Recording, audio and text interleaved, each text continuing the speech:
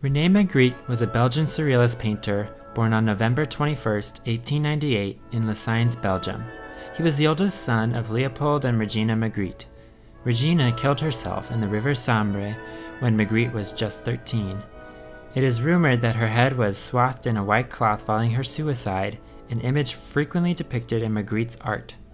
Many of his painted figures have their faces obscured by white cloth, as seen in his painting The Central Story, oil on canvas, which at its core mocks the viewer's desire to understand reality, a common theme of his work. Magritte's earliest paintings were done in the Impressionist style and date back to 1915. Following the production of these works, he studied at the Académie Royale des Beaux-Arts in Brussels from 1916 to 1918. After 2 years, he left as he found the institution, and his peers, uninspiring. From 1918 to 1926, Magritte's life progressed quite ordinarily. He worked a series of jobs, eventually becoming a draughtsman in a wallpaper factory. He also designed posters and advertisements until 1926. In 1922, he married his wife Georgette Béger, whom he adored and met years earlier. In 1926, Magritte produced his first surrealist work, The Lost Jockey. A collage, the work included cut and pasted sheet music, watercolor, pencil, and ink on paper, and measured at 15.5 by 21.3 inches.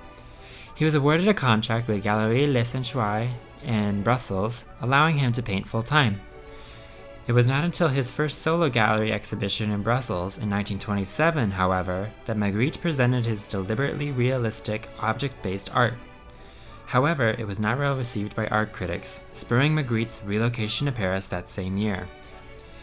Magritte and his wife Georgette lived in Paris for 3 years before eventually moving back to Brussels. While he interacted with notable contemporaries in Paris, like André Breton, Max Ernst, and Salvador Dali, the lifestyle of French surrealists was too ostentatious for Magritte. With little economic success in Paris, in part due to the stock market crash of 1929, Magritte returned to Brussels. In Brussels, Magritte continued to paint in the surrealist style, and became known for depicting everyday objects in mysterious and scintillating ways. Perhaps one of his most famous paintings, The Treachery of Images, a 1929 oil on canvas, measuring 29 by 37 inches, contains a single object, a pipe captioned "Ceci n'est pas une pipe," or "This is not a pipe." This piece depicts the sentiment behind much of his figurative work, to question thus, in his words, challenging the real world. In 1935, Magritte released an English version of this work. Not meant to offer symbolic reference, but to highlight the uncertainty and mystery of life and perception, Magritte's works were poetic in composition.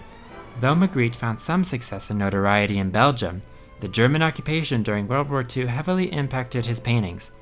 From 1943 to 1944, Magritte went through his self-titled Renoir period, a reaction to the abandonment he felt living in a German-occupied country. The work he produced throughout this period was defined by colorful and painterly characteristics, as depicted in his 1945 oil painting Black Magic.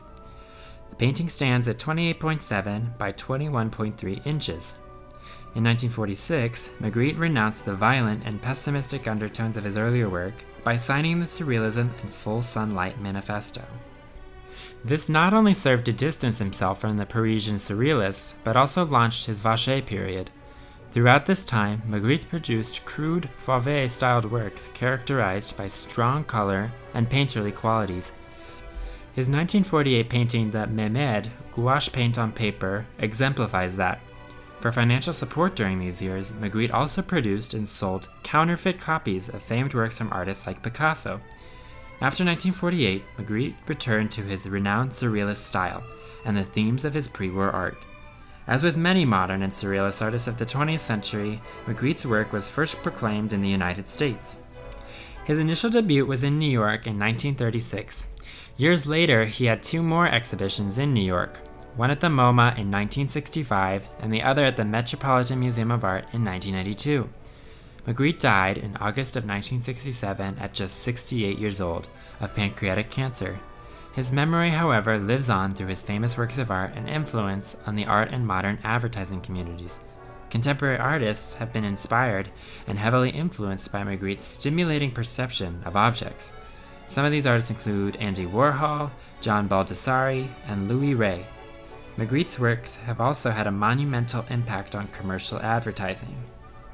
His compositions are just bizarre enough to inspire thought and remain with the viewer, exemplified by his 1964 oil on canvas, The Son of Man. The painting, measuring at 45.67 by 35 inches, addressed a common motif in Magritte's art, the presence of a green apple. This motif inspired the Beatles to name their record label Apple Corps and, subsequently, Steve Jobs to name his company Apple.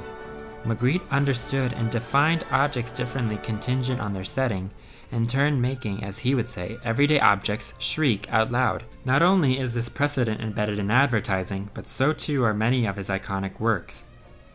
Grand Marnier Liquor drew heavily from the concept of Magritte's 1963 painting Carte Blanche, an oil on canvas that is 31.8 by 25.6 inches. Madison Avenue continues to rework and reimagine his paintings in modern advertising campaigns.